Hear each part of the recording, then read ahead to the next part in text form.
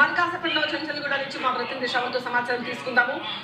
Chanchalguda jail దగ్గర అయితే భారీగా బందోబస్తు ఏర్పాటు చేస్తున్న దృశ్యాలు మనం ఇందాక లైవ్ లో చూసాము. అల్లు అర్జున్ కి 14 రోజుల రిమాండ్ విధించారు. ఈ నేపథ్యంలో చెంచల్గూడ జైలు వద్ద పరిస్థితి మనం చూసాము. అక్కడ నాంపల్లి కోర్టు నుంచి చెంచల్గూడ జైలు వరకు ఉన్న ట్రాఫిక్ ని, ఆ రూట్ ని క్లియర్ చేసే పనిలో ఉన్నారు పోలీసులు. నాంపల్లి కోర్టులో వాదోపవాదాలు జరిగాయి. వాదోపవాదాల్లో ఇరుపక్షాల న్యాయవాదులు కూడా తమ వాదన వినిపించారు. బట్ చివరికి 14 రోజుల రిమాండ్ అయితే అల్లు అర్జున్ కి విధించారు. క్వాష్ పిటిషన్ సాధ్యం కాని పక్షంలో మధ్యంతర బెయిల్ తమ క్లయింట్ కి ఇవ్వాలని అల్లు అర్జున్ తరపు లాయర్ తన వాదన వినిపించారు. వాదనలు పూర్తయిన తర్వాత 14 రోజుల రిమాండ్ విధించారు అల్లు అర్జున్ కి. అల్లు అర్జున్ ని మల్కాసపట్లో చెంచల్గూడ జైలుకు తరలించబోతున్నారు. ఈ నేపథ్యంలో అక్కడ రూట్ క్లియర్ చేసే పనిలో ఉన్నారు పోలీసులు, ట్రాఫిక్ అధికారులు.